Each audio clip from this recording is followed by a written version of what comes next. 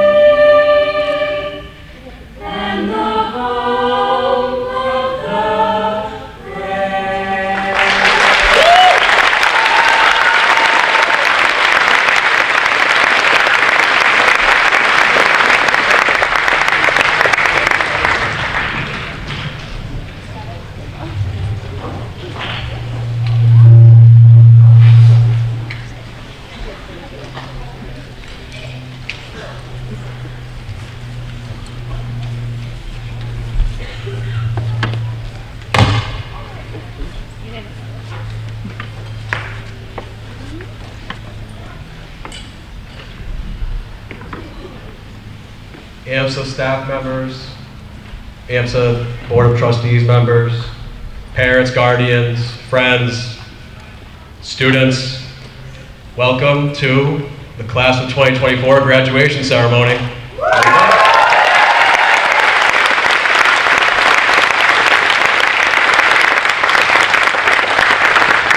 For those of you out there who I've not yet met, my name is Mike Nawrocki. I'm the principal here at AMSA. I'm in my 14th year here, 5th year as principal. It's great to be here tonight. I'm honored to welcome everyone this evening. I do want to acknowledge some special guests that we also have here tonight. We have some Marlborough City representatives here. We have Ward 6 Councilman Trey Fucillo over here in the staff section. He's also an AMSA 2021 graduate.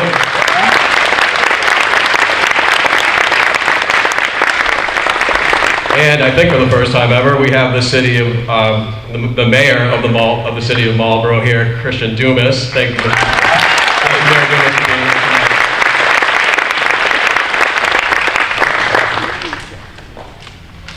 Graduates, you can all sit down. Everyone can sit down. We did rehearse that. Just forgot. All is good. I just want to call out some thank yous to some people who made this happen. First off, Four Kicks. Thanks to the entire Four Kicks staff and facility for making this happen. Our facilities crew for setting up the entire event here. Mrs. McCluskey, our operations manager. She's a behind-the-scenes type of worker. I think some of our students know who she is, but maybe not all. She makes sure that all of this operates in a smooth manner, so we do thank Mrs. McCluskey for that. I do want to call attention to the class advisors who are sitting up here, Ms. Bethany Seppi and Mr. Aaron McAdams, if we can give them a hand.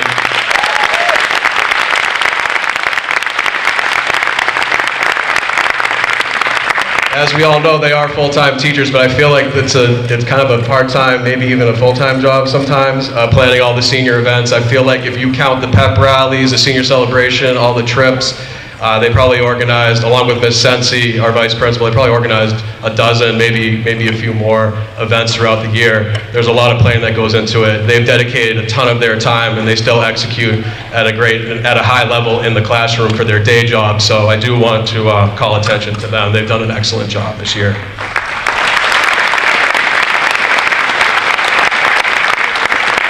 AMSA teachers and counselors, those that are here tonight, and also those who are watching on the live stream or who watch this recording later, I do want to thank all of you for your dedication and commitment. I know how many countless hours that all the AMSA staff members put in during the school operating hours, but also outside of the normal school day.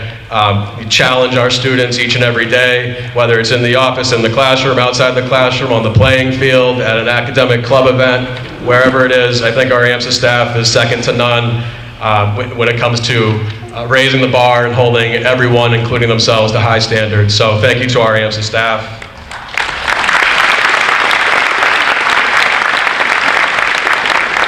All the families out there, friends, parents, guardians, we can't do this without you. I feel like we have a very tight-knit community here. Most of these students have been here for 7 years. I've known many of you out there in the crowd for 6, 7, 8, maybe even longer than that if you have siblings that have come through, other children that have come through. We really do appreciate the communication, the constant back and forth, the open lines of communication. It just makes working here a joy, and it just makes my life every time I wake up. It's just nice to know that we have the support of everybody in the community, all stakeholders. So I do appreciate all the parents, guardians, family, and friends out there. Thank you all for being here tonight. I do want to call attention, speaking of parents, the PTO, our parent-teacher organization, the initiatives they put on for our seniors here, sponsor a senior event, which many community members took part in. Organizing those types of initiatives throughout the year has been awesome to watch, and I know that our senior class appreciates that. Lastly, class of 2024, I'm not going to speak to you for too long. We have many speakers who are going to give you some great life advice. I just wanted to acknowledge, or just kind of bring 2 words to mind that come to my mind when I think about all of you. This has been a very smooth senior year. I think that you are all very humble and very hardworking students. Very easy to work with. You can clap if you'd like.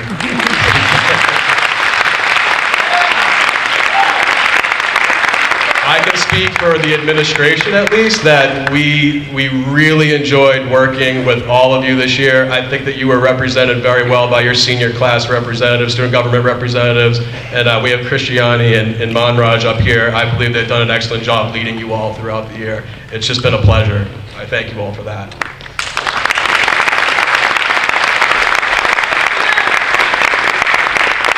You all have been through a very challenging curriculum, academic program, our athletic program, all of the clubs that we offer.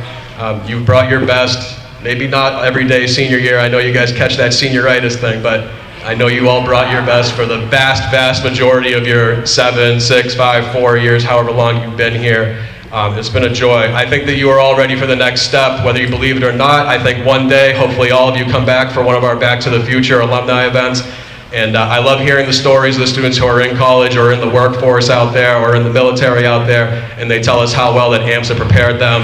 I think that you are all ready for the next step in life. I hope you all surround yourselves with great people, like-minded people who are motivated and want to challenge themselves. And I think the sky's the limit for all of you out there. So best of luck to all of you.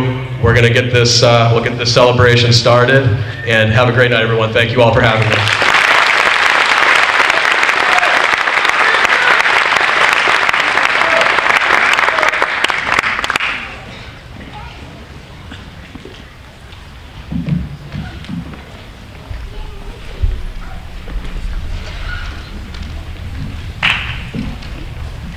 Good evening, fellow classmates, faculty, parents, students, and families. Good evening. My name is Christiane Rodrigues, and it is an honor to be speaking to you all here today. Before I commence my speech, I'd like to start by thanking those who have got us this far. And personally, I'd like to thank my family and friends who have endlessly been by my side and unhesitantly motivated me. I'd like to thank God, and I'd like to thank the two people from whom I derive my inspiration and my strength from, my parents. And on the behalf of the class of 2024, I'd like to thank our teachers for their time and dedication, our advisors for their efforts to ensure us a good time, our administration for their determination all those years, and our families for their undying support. And I'd also like to thank those here who have come from near and far to witness such a unique moment in our lives. And speaking of near and far, I'd like to pose you a question. How many of you got here today using one of, hang with me,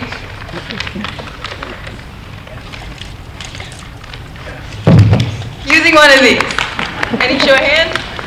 Yeah, that's what I thought. Okay, and how many of you got here using one of these? Grandpa, I know you're out there.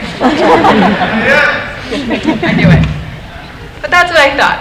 If I were to guess, you were either using Waze because you were speeding and wanted to avoid the cops, Google Maps if you're that Samsung mom, or maybe you come here to play soccer with the 40s and up age group on Thursdays and you know this way by memory. Regardless, you followed a path, one already paved to you by road makers, and one already shown to you either from street signs or GPS. Seniors, in times like these, how I wish there was a life Waze that we could use to avoid any obstacles, and how I wish we could hire a road maker to pave out a path for us, and how I wish we had warning signs and directional alerts shown to us. But we do not. Yet, we are not to fear, because all this means is that it's time for us to draw our own map. I will admit, when I started writing this speech about 10 days ago, I still didn't know what college was going to be my starting location for my new destination. Not because I wasn't on top of it, because a certain obstacle was in my path and I was stuck in temporary traffic. And even now that I know my starting location, I'd be lying if I said I know exactly what roads I'll be taking or what pit stops I'll be making. And that's what makes this life a journey. We've shared a journey now for about 7 years, class of 2024. And even though for some of us our roads will cross again, our paths are going to drift and form their own lanes. With this, my wish for every single 128 of us is that our maps are full of highways and their extensive reach. May you too reach all that you put your mind to. Full of roundabouts that lead to multiple roads. May you too have multiple connections everywhere you go. Full of guardrails and their strong, durable sides on the road. May you too have strong, durable friends by your side, because believe me, without them the drive is lonely. And full of two-way lanes with the traffic coming and going. Yet, with this one, the comparison is a little different. You may not always know where you are going, but never forget where you come from. Never forget the path that got you here. Never forget the sacrifices that were made, the struggles that were overcome, and the battles that were won. As a first-generation student, I know the sacrifices that were made for me. My parents left everything they knew to give me something new. They put their dreams aside to allow me to chase mine. Obrigada, pai. Obrigada, mãe. It is also significant to never forget that you arrived at your destination, that you here today. Because you did it. We did it. We arrived at the final stop of this destination. And now, we have a whole new journey to embark on.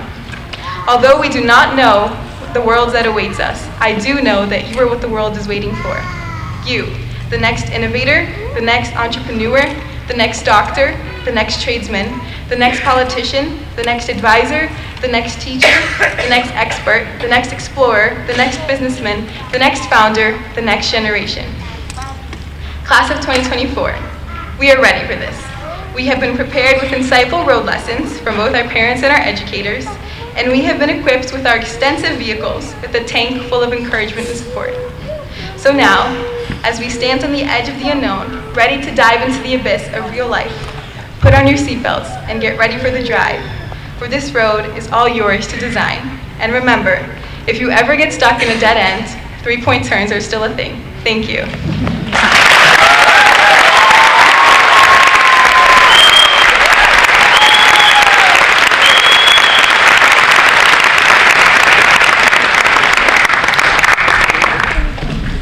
Thank you, Christiane. Now I would like to introduce Ms. Jessica Bowen, who has been selected as the faculty speaker. It's a huge honor to be selected, and she absolutely deserves it for her years of service here at AMSA. Mrs. Bowen.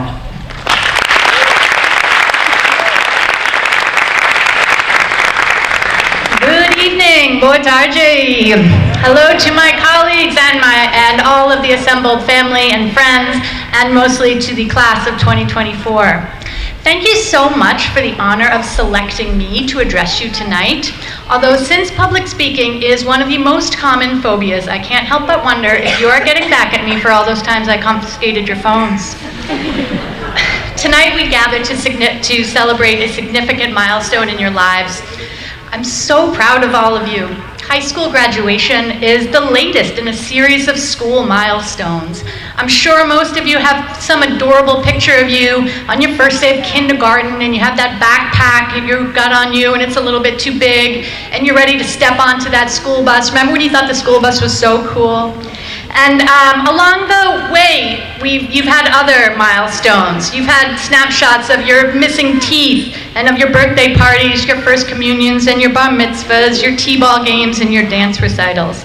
Maybe you even have a picture of your first day at AMSA, your first day of school at AMSA. You were so proud to wear the uniform. You looked so smart in it.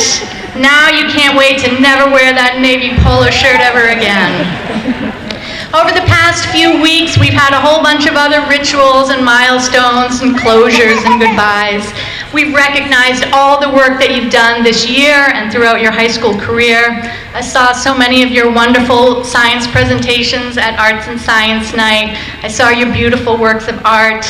We heard musical performances. A shout out to my chorus members. You made me so proud with how much you've grown and developed this year. We saw our wonderful spring musical. We saw many of our athletes in their playoffs at the end of the year. All of these things that recognize the determination that you have both inside and outside the classroom. You did your final presentations in your classes. You took your final exams. And you took those AP exams you've worked for all year. Shout out to my AP Econ kids. No, you're not going to shout out? I asked them one thing I need. There's a shout out. Shout out C Block. Shout out A Block.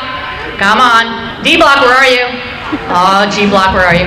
Okay. We're going to Canes after Pedro. And we've had other milestones too. My social media feeds are full of all the moms and dads posting all the photos of proms and now their graduation photos. And I want to talk about a weird thing that happens in life when society has just jammed you into this cohort and you've all been reaching all of these milestones together at the same time, basically, in your lives. Basically just because you happen to be born about the same calendar year. But as you move on to the next phase of your life, The pattern of the milestones you achieve in your life will change. And coming in the future, many of the next milestones will not be the same as your peers. Many of you will be at a commencement 4 years from today from the college that you are choosing from. But some of you won't. Some of you are going to need to change colleges. Some of you are going to need more than 4 years. Some of you have already decided college is not your path, or maybe you're going to decide that soon. I want you to know that it's okay. Some of you are going to have difficult milestones ahead. You'll lose people close to you. You'll get fired from a job, and it's devastating. You'll get bad news about your health. We're not often good about sharing the difficult milestones, but none of us get off this earth unscathed.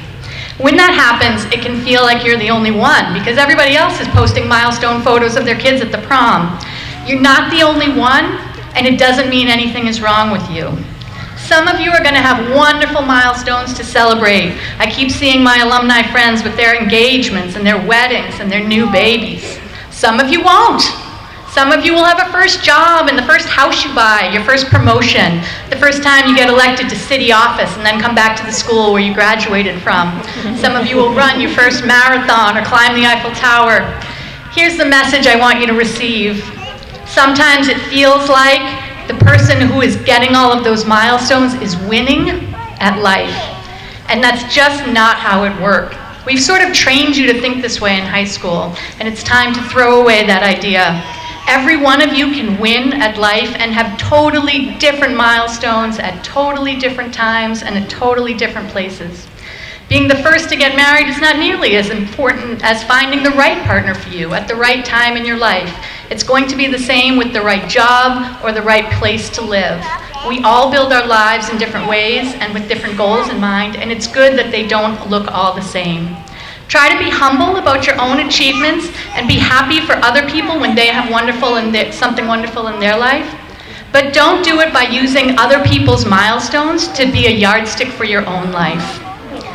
In fact, I'd like you to think less about what will be your next milestone or what will be the next great thing for you. Instead, I want to point you to the victories that are our opportunities every single ordinary day. The political satirist P.J. O'Rourke, who sadly passed away in 2022, once said, "Everybody wants to save the earth. Nobody wants to help mom do the dishes." Now, I certainly do hope that a whole bunch of you go out there and save the earth. We sure could use your help. But I think in our zeal to get students to dream big, we have neglected sometimes to teach you how important it is to do the little things. Many of you have big dreams, and graduation is the perfect time to contemplate the wonderful things you are going to do, the improvements our world will see from the minds of your generation. You should absolutely dream big, and you should set audacious goals for yourselves. You have big milestones yet to come. But the vast majority of us make the world a better place every day, not by inventing the next electric car or by curing cancer, but just by helping mom with the dishes. Our lives are filled with to-do lists of small tasks, often seeming to make no difference at all. They become so small we think of them as drudgery, but our homes and our families are no small tasks. In one sense, helping your mom with the dishes is literal. I am literally telling you to help your mom with the dishes. Even if you're 17, even if you're 35, your mom needs help with the dishes. You're welcome, moms, I got you. You don't wait to be asked. You know the dishes need to be done. You see them there in the sink, I know you see them there. Also, stop hiding your yogurt spoons in the couch. That might be something personal. But helping mom with the dishes is also metaphorical. Help everyone with all of the little things that you are capable of doing just in that moment. Don't worry that you're committing to a big lifetime of extra work. Just do that one little thing right now, just for one little bit. Every single day will present itself with hundreds of opportunities for you to do tiny acts of good. Do these little things that need to be done, even if it's not your job to do it. Every little bit of good that you put out into the world helps another human being, or an animal, or our community, or our planet. Sometimes I come home from the end of an exhausting day, and my husband has taken care of the dishes. Or he's done a load of laundry I've been meaning to get to. Or maybe he's mowed the lawn. But when I see that it's been done, it's like a huge weight that's lifted off of my shoulders. And it gives me just a little lift. And then I have the energy to do the next thing that needs to be done. I clean the mail off the island, or whatever it is that needs to be done. And then that one small act is doubled in its energy of goodness in the world. And this energy of goodness flows in a circle, not unlike our circular flow model we had in economics. And one person's benevolence multiplying into a circle of help for each other. Every time you let the person in front of you merge in traffic instead of honking and swearing at them is just one little bit less of anger being put out into the world. Now maybe that guy you let in front of you will be less angry. And maybe he'll just have a little more energy to help his wife do the dishes. Or maybe he won't yell at his kid because he'll be less frazzled. And that kid will have a better day. And that kid will go on to do something good for someone else. Every little bit of good you put out into the world helps our world heal. And every bit of thoughtlessness, insensitivity, ugliness, anger, hate, mocking, meanness, stinginess, and cruelty you put out into our world harms each and every one of us. They are all zap us of the energy to do good. If something does something nasty to you, you don't feel like you can do something good. It creates a cycle of negative energy that spills from one person to another until your mom is too tired to face a kitchen full of dirty dishes. And this cumulative dirty dishes of the world might be what's holding back the progress of our world. Some days, it's really hard to be good. Someone will tell you it takes just as much effort to be mean as it does to be kind, but I don't think that's true. Because a lot of days, the energy to be kind, you need to dig really deep. Especially if it's after April vacation and you have to teach seniors and they are driving you absolutely crazy. It will take every ounce of effort you have not to just snap at them and their skibbity aura weirdness. But here's why it's so important that you've built up your bank of helping people with the dishes. Because on those days when you snap at someone, and you absolutely will, forgiveness is far more easily granted to those who helped me with the dishes. So to all my students and colleagues who continue to support me, even though some days I snap at you, thank you. Thank you for helping me with my dishes. Some days you'll barely have the energy to take care of yourself, to wash your own dishes. But when you take care of yourself, you're also helping the world around you. Don't underestimate the value of being dependable and self-sufficient. The more we take care of ourselves, the more collective resources the world has to care for the people in need. The responsibility we have to ourselves and to our world starts at home. Kindness starts at home. We overlook the value of what is mundane, but it is the essence of exactly what we need to value. I might not do great things in this world. I am a humble high school teacher, but I try to do my small thing well, and I try to help others by putting small acts of good out into the world. And now all of you are part of my clean dishes, and I need you to go out and multiply this positive energy into the world. Help your mom do the dishes. Don't wait for a big grand gesture to help your mother. She doesn't need a big expensive gift once a year. She needs you to help her do the dishes. You understand I'm not just talking about your mom, and I'm not just talking about your dishes and your house, but also I am. What if we treat the ordinary people around us better? The people who don't really do anything big, honestly. They're just there plugging away. They're our siblings and they're our friends. We could needle and annoy them, or we could help them. There are teachers, there are store clerks, there are delivery people, there are dads, and there are moms. Smile at them. Help them with the dishes. When we help with the dishes, we show gratitude for all of the little things we have in our lives. Hey, I have dishes to wash. Hey, these dishes had food on them. I have food in my life. I have hot water to wash the dishes. My life is pretty darn good. And every day this gratitude grows to help us appreciate our many blessings. If at the end of the day you have made this world better with only one tiny act of goodness, one touch of gratitude, one bit of humility, and a bunch of other people do it too, the net good on the earth is increased. The cumulative effect might even be that people have the energy to tackle the really big stuff too. So as you toss those graduation caps in the air, let's remember that every small act matters. Small acts become the foundation of all the great things you have ahead of you in your lives. I look forward to hearing of all the milestones that are coming your way. And please, help your mom with the dishes.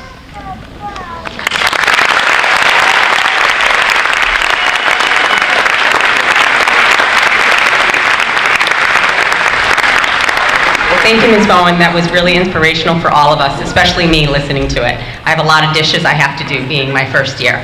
At this time, I would like to introduce your class of 2024 Salutatorian, Manraaj Singh, to inspire you. Manraaj.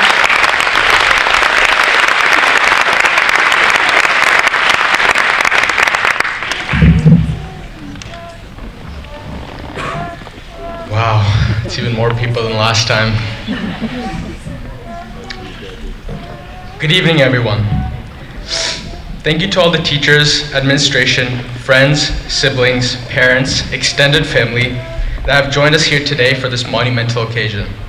And a special thank you to my mom, dad, and little brother for supporting me these last 4 years.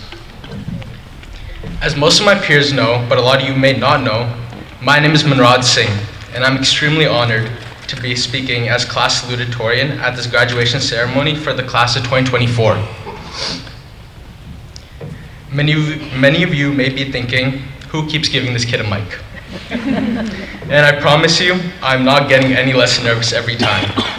I recently gave a speech at the senior awards night last Tuesday, and while I could have reused some or all of it from that day, I decided to challenge myself once again and come up with something new for you guys.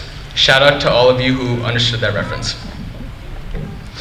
I was brushing my teeth this morning when I thought of this, and I wrote it roughly 6 hours ago, Starbucks coffee in hand. Yup, the true AMSA way, and the epitome of my senior year. Anyways, enough with the intro. Ah yes, salutatorian, second place. And before you all hear that and think I'm a salty little brat, please bear with me here. This is going to be a very anecdotal message. I've had a pretty long relationship with second place. When I was younger, I used to play second in speech competitions. I always get second place when my friends and I go play golf, never winning the Raising Cane's meal at stake. Thanks, Pranav. I'm second singles on the high school tennis team. Student body vice president is also second place in a way. Second in the class, and at the end of last year, I was second place for second place. You may be thinking, is this kid unlucky or what? Does he just choke everything? Can't handle the pressure? Maybe he doesn't win because he doesn't believe he can. And while these things may or may not be true, that doesn't matter. Because if I've learned anything these last 4 years, it is that things will happen to you, whether they're in your control or not. But what is most important is how you react to them. How you flip it in your head. Yes, after all these second places, I could have just told myself to give up, but I didn't. Reflecting back on them, and I know it's a very corny thing to say, but it was a blessing in disguise. I've seen that losing makes you hungrier and hungrier to win. As I've seen in myself, in many of my peers, and also in the Boston Celtics this year, that hunger that we get from falling just short is what drives us to succeed. Bottom line is, no one ever gets comfortable in second place. There's no one that doesn't want to win. And when you're just right there, you start pedaling faster. And that's what leads to winning.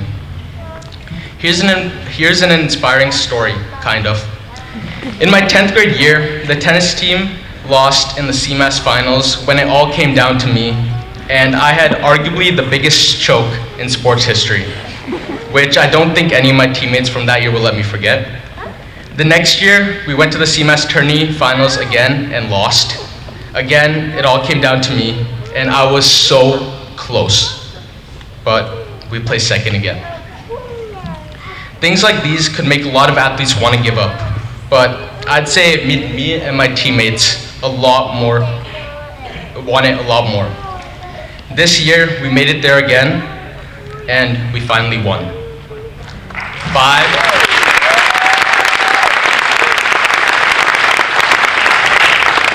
5-0 sweep. I was shocked. It was a similar reaction to when Mr. Nawrocki announced that I would be speaking here today. As my favorite player on the Boston Celtics, Jaylen Brown, just said a couple days ago, after winning the Eastern Conference Finals MVP as arguably the second best player on his team, I wasn't expecting it. I never win stuff. And after always falling short, wins like these are always sweeter. And that is my message to the graduates. As we all go on our separate paths, remember that just as they say failure is key to success, sometimes second place is key to first place.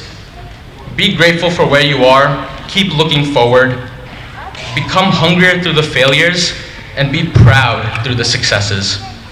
Never stop believing that you can win.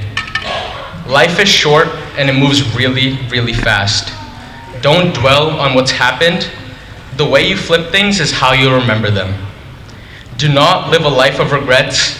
I wish you all good luck and amazing lives. Thank you, class of 2024. Congratulations, and I love you all.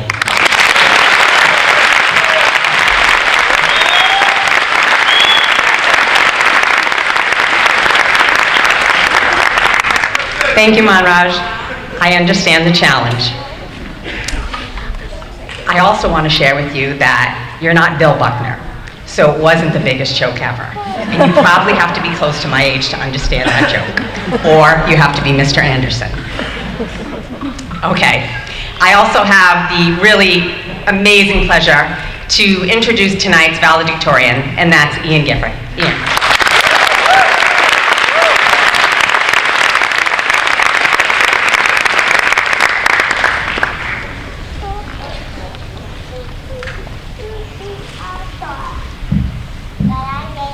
Good evening, everyone.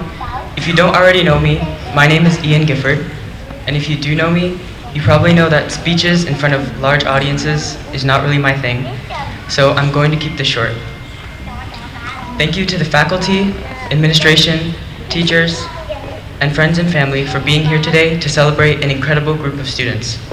We've all worked so hard for this moment. Before I begin, I would like to extend a special thank you to those who have made it possible for me to be up here. I would first like to thank my teachers. In no class here at AMSA have I not felt supported by my teacher. Every teacher is so incredibly passionate about what they teach, and that passion extends far beyond the classroom, influencing every part of our lives. I would like to also thank the faculty and administration who make everything possible from behind the scenes. On behalf of us all, thank you for making this final week so special. I would also like to thank my friends and family, especially my family who flew here all the way from Maryland to see me. Last, but definitely not least, I would like to thank my parents for always being willing to support me with anything. They never pushed me to be the best or put any sort of pressure on me. They just told me to try my best. And I'm proud to say that I think I did. Today is a very special day. On top of it being Miss Sensi's birthday, happy birthday, Miss Sensi, it is also the end of a transformative part of our lives. And it's crazy to think that one day we will miss our AMSA way of life. The routine that has guided us for these past 4 years, and for most of us, 7. Waking up early just to be late, hours of homework every night, countless English papers, projects that are always somehow due during the same week. But hey, at least we didn't have a math final on our very last day. Thanks, Mr. Baba. It's hard to believe that it's all over, and I probably won't believe it until next year when I'm trying to adjust to a life that's so different. But if you really think about it, this time of our lives is really the outlier. These 4 years account for about 5% of our entire lives. Although some might say that these 4 years will forever be the best years of your life, I encourage you all to take that with a grain of salt. We are all so young and have yet to face so many things.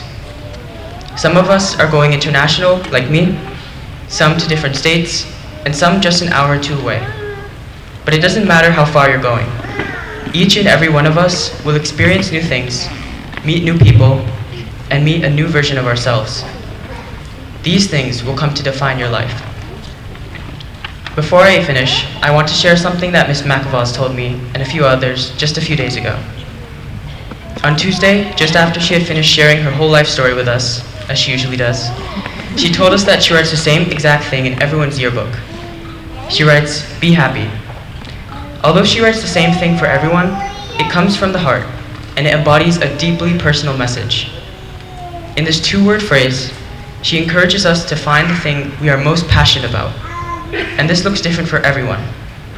For some, it requires taking a step back and looking at your values. For others, it requires challenge. And for a lucky few, you may already be there. But what I most admire about this simple phrase, be happy, is that it is a command. It's an order. Or as my Latin teacher would say, it's a sentence with the verb in the imperative mood. The phrase itself is forceful and asks you to willingly take on a very difficult question. What makes you happy? What is that one thing that fills you with passion? So I would like to leave you all today with my own advice to help you answer this question. Don't be afraid to try something new. Don't be afraid to change. Put yourself in uncomfortable positions so that you can find what makes you happy. It's perfectly fine to find that you don't have it all figured out already. Just take your time and take risks. I have no doubt you all will do amazing things. Be excited for the future. But if you ever feel lost, remember to take the unknown on with pride. Remember this speech and remember what Henry David Thoreau once said. Not until we are lost do we begin to understand ourselves. Congratulations, class of 2024, and thank you.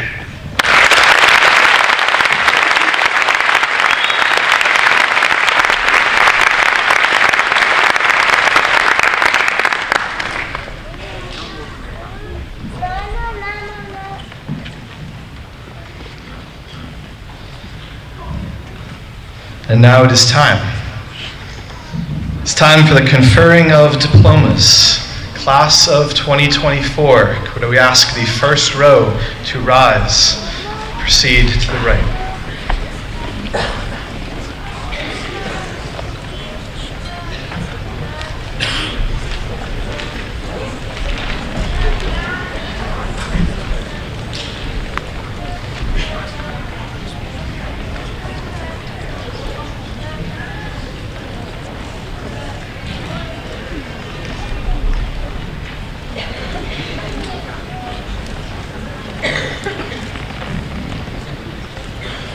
Nikhil Ahuja.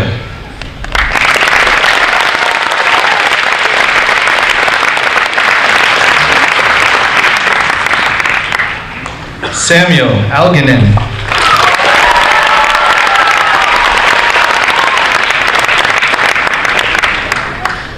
Anna Julia Alonso.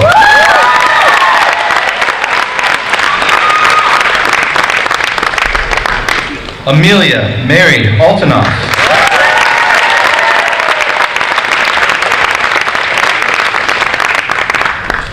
Elena Margaret Anderson.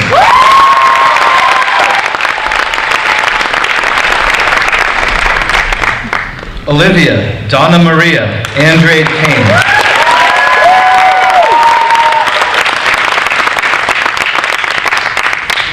Marcos Jose Arlano.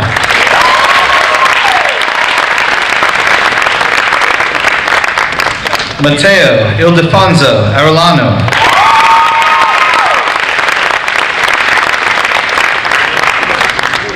Abigail Joan Asman.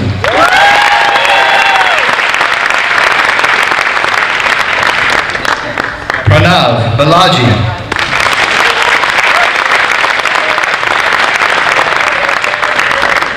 Patterson James Balcher.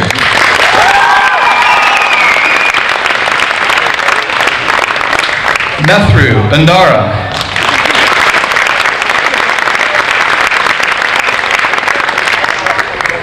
Nicholas Avila.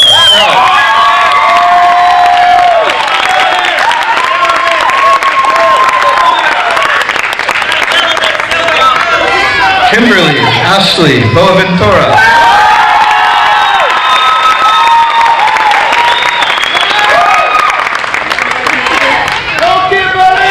Gabrielle Rose Barasa.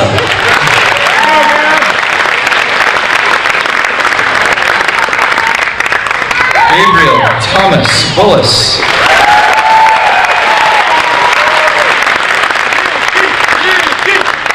Amelia Elena Bush.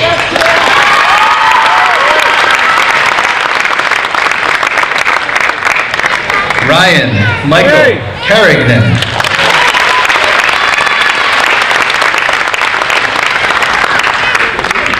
Sarah Marilyn Center.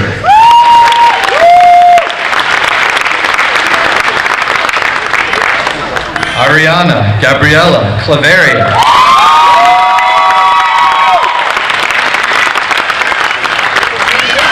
James Adam Clayton.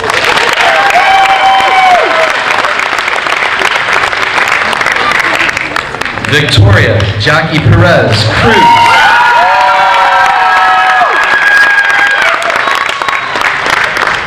Brenda Da Silva.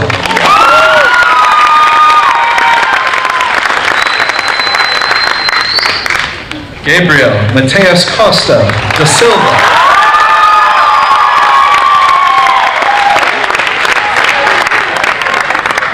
Daniele Lucas de Oliveira.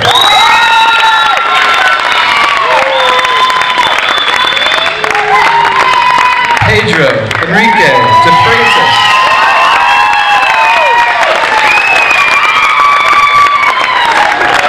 Stephen Donald Delory.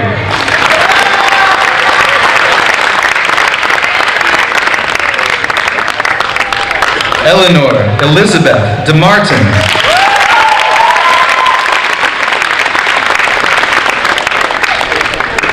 Braden James DeZutter.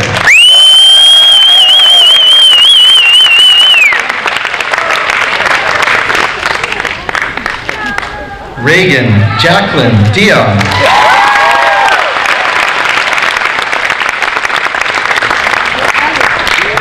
Michael Forrest Domino.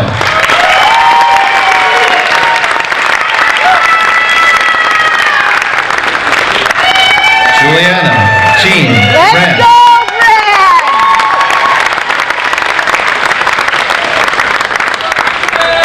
Victoria Espinosa.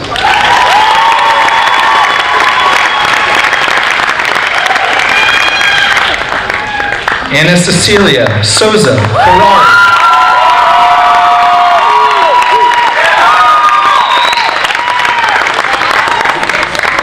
Aiden Manuel Frias.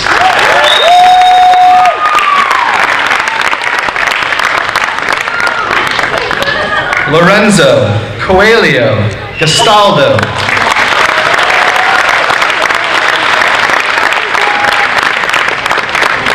Austin Winship Gavin.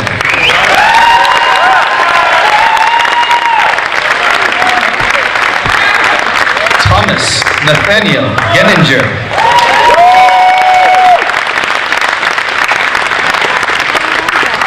Ian Joseph Gifford.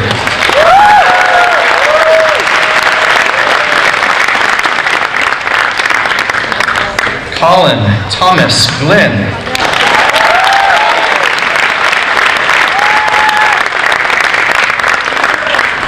Jillian Riley Gawoski.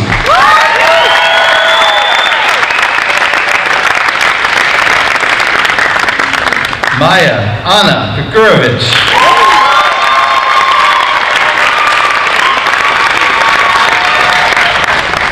Anish Ram Guda.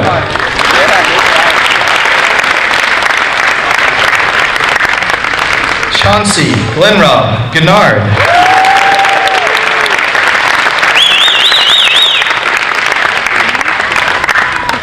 Jada Giaku Gao.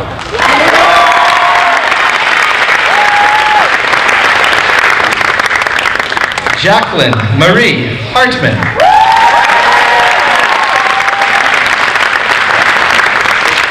Joseph Peter Hartman.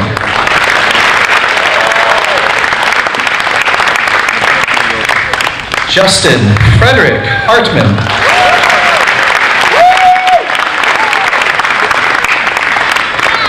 Tavin Rainier Hirsch.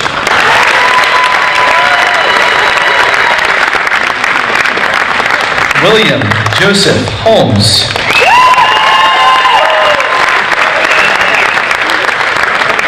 Gabriel Perez Soler.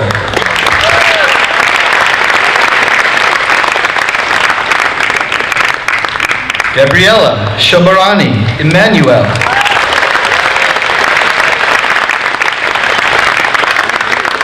Caleb Kelvin Ingalido.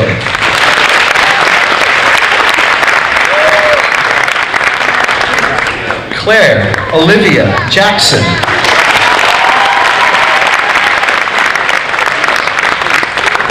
Nathaniel Mark Jarrett.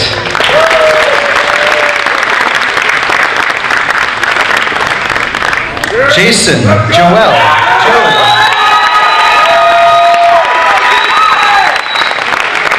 Justin John Joe.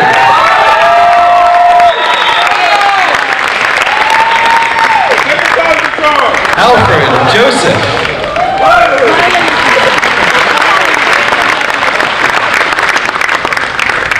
Yanni Cambosos.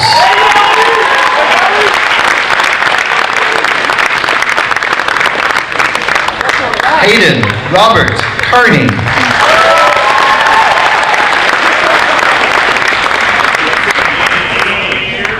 Ryan Joseph Kelly.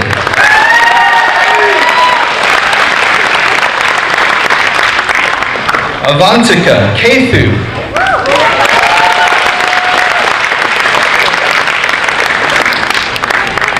Alexa Beth Kostetsky.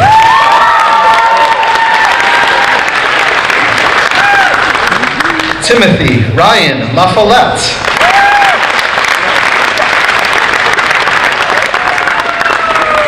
Noah Robert Laird.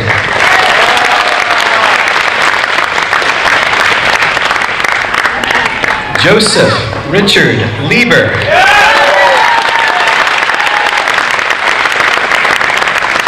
Landon Thomas Levins.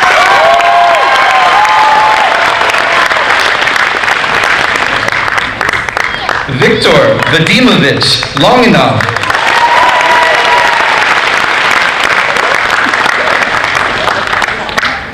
Hannah Joy Manning.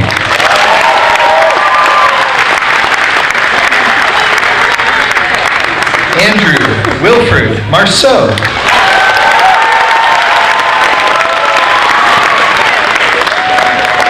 Spencer Fisher Marin.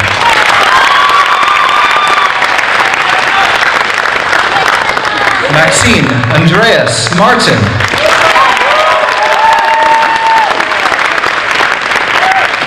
Sophia Carmen Judith Martinez.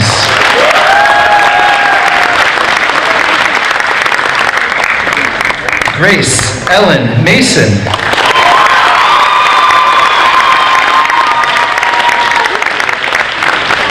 Luke Marshall Massey.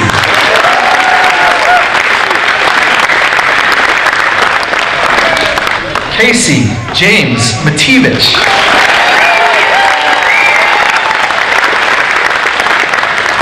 Tristan Jones May.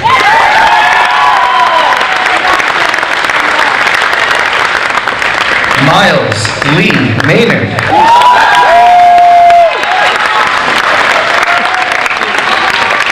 Andrew James McCabe.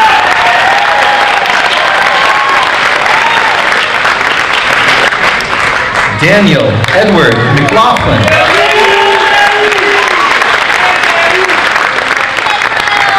Matthew Damian Menendez.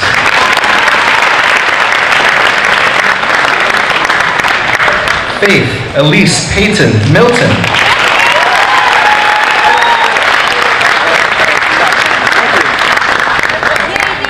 Lillian Amy Mitchell.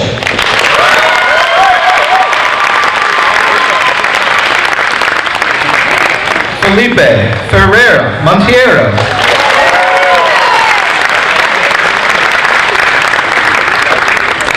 Sonia Hannah Moran.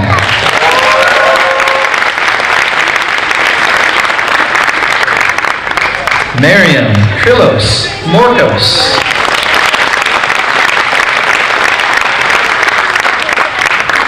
Dylan Nash.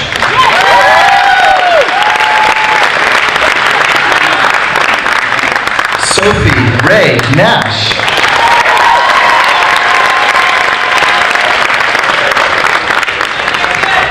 Isabel Kyries Neves.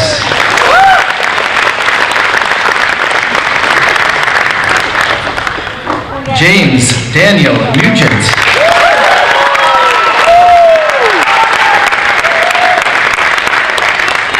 Nicholas Martins Oliveira.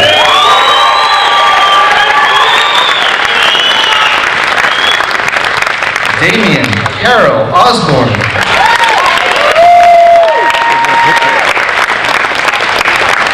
Henry Spence Papke.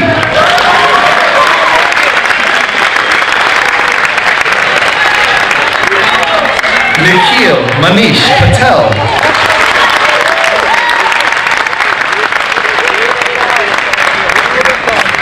Lilia Jane Pavlovskaya.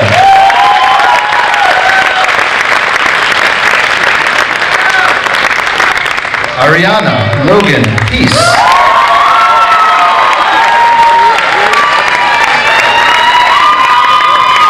Madison Sydney Poirier.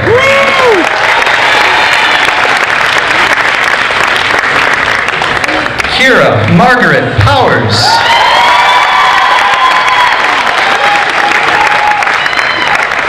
Maeve Catherine Powers.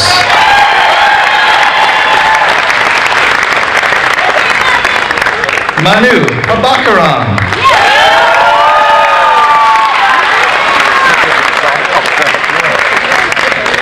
Vaishak Okaya.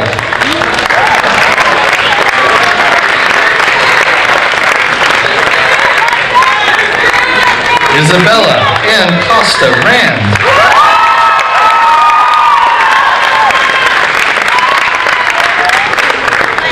Alex Joseph Resendez.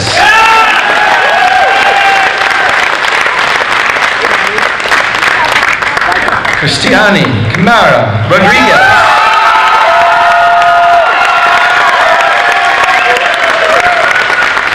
Brooke Catherine Ryan.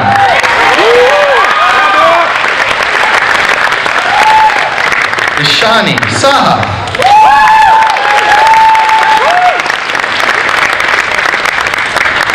Raisa Tomas Cornelis.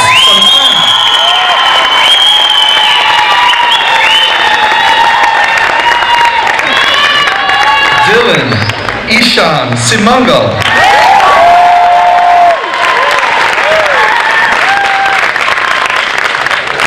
Nicholas Soares Silva.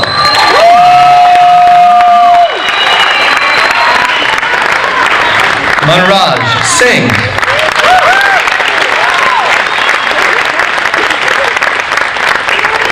Andrew Scavish.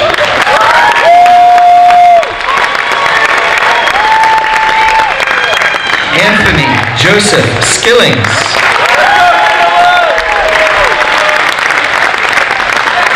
William Ronan Scrobus.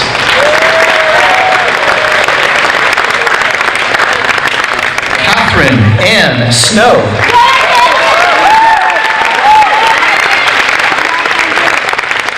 Jennifer Angelo Souza.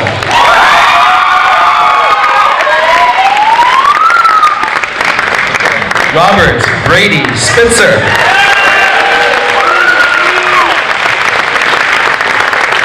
Orion Patrick Stengel.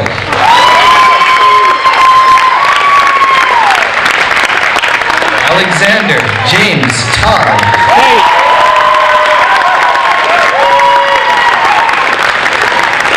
Evelyn Damata Venadas.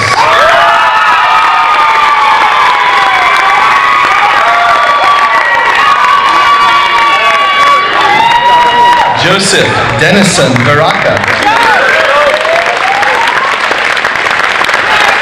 Moria Vermani.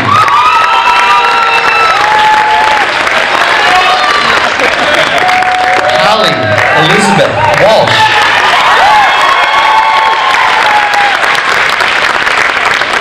Travis Ryan Webb.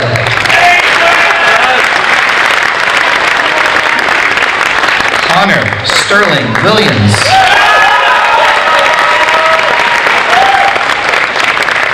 Gloria Leon Yen.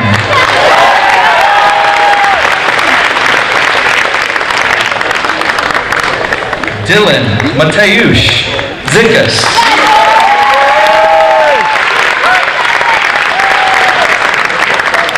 Kevin Zoe.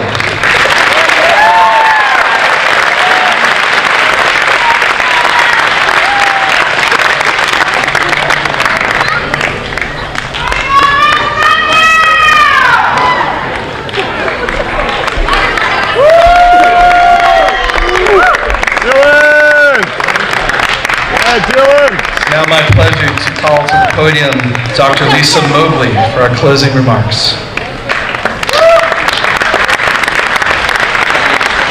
Thank you, Mr. Mack. First, I need everyone to give a huge round of applause to both Mr. Mack and Ms. Steffi.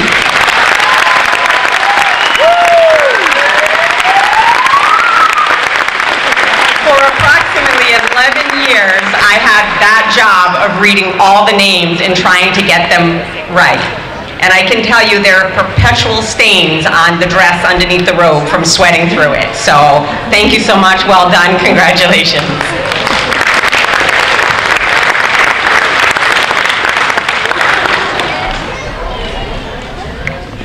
So this is really special. You have those diplomas in hand. My name is Lisa Mobley, and I am the very proud executive director here at AMSA. It's my first year, so unfortunately I don't know the graduates as well as I will hopefully know the 6th grade class when they graduate. But I've made some keen observations, and this is an amazing class with amazing humans in it. And with that said,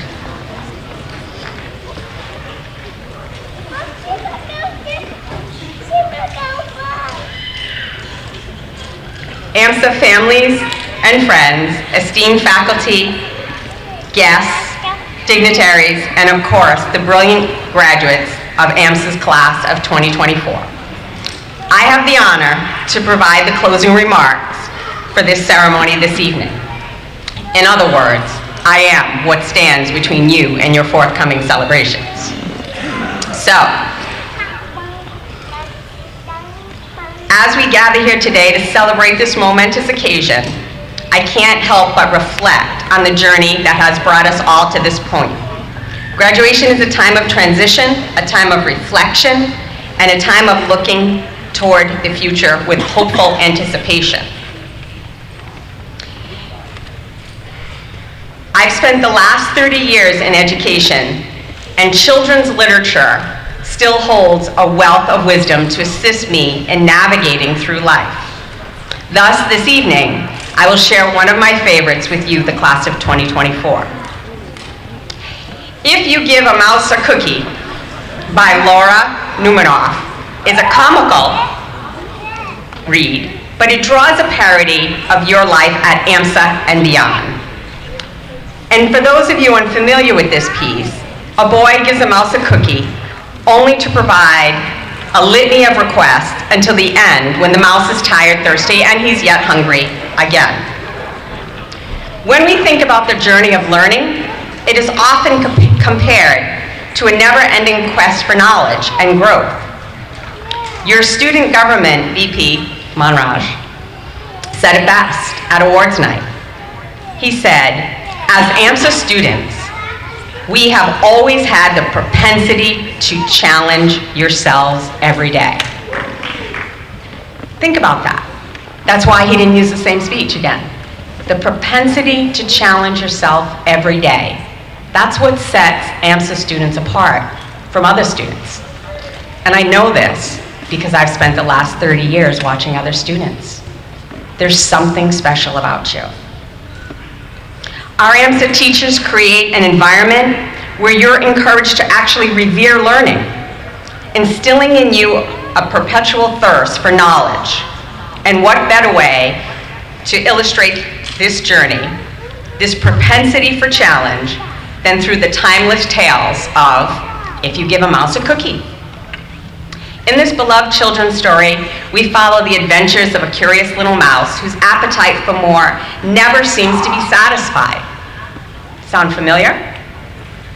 Just like the mouse in the story, You, students, are continually driven by a desire to learn, explore, and discover more about the world around you. A transferable skill that will stay with you as you transition to your next adventure. Think about it for a minute. When you give a student a book, a math problem, a research project, they'll want to read another book, complete another math problem, maybe, but definitely research more, well, at least most of the time.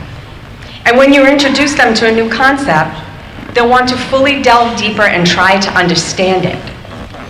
Much like the mouse, who can't help but lead us on a whirlwind of activities after just that first cookie. During your time at AMSA, you've been propelled forward by an insatiable curiosity that knows no bounds. But beyond the whimsical adventure of a mouse and his cookie cravings, there lies a deeper parallel between the story and the journey of your AMSA education. Just as the mouse quest for more leads him on a series of interconnected experiences, so too does your pursuit of knowledge. Over the past 4, maybe 7 years, it has led you down paths you may have never imagined, opening doors to new opportunities and perspectives along the way. As we stand on the brink of this new chapter in our lives, let us embrace the spirit of the mouse and approach the world with the same boundless curiosity and determination to keep learning, growing, and evolving. Let us never lose sight of the fact that the pursuit of knowledge is not just a means to an end, but a lifelong journey filled with endless possibilities. I promise you that. So my fellow graduates, as we embark on the next phase of our lives, me going into year 2 and you exploring the world, let us remember the lessons of if you give a mouse a cookie and embrace our innate curiosity, always hunger for more. Congratulations, class of 2024, and may your thirst for knowledge continue to lead you on remarkable adventures for years to come. And always remember that if you give a mouse a cookie, he's going to ask for a glass of milk. And that's only the beginning. Thank you.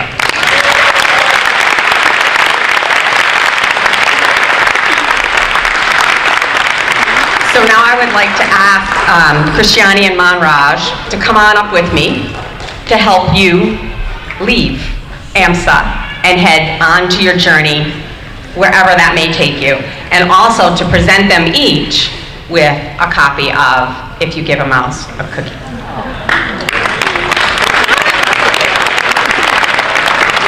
Ian, join us too. You're welcome. Come on over here. Come on. Okay. So we're going to tell them they're going to turn their passes from the right to the left, and then we'll say congratulations. All of us, ready? Okay, class of 2024. Turn your tassels. Congratulations, everyone.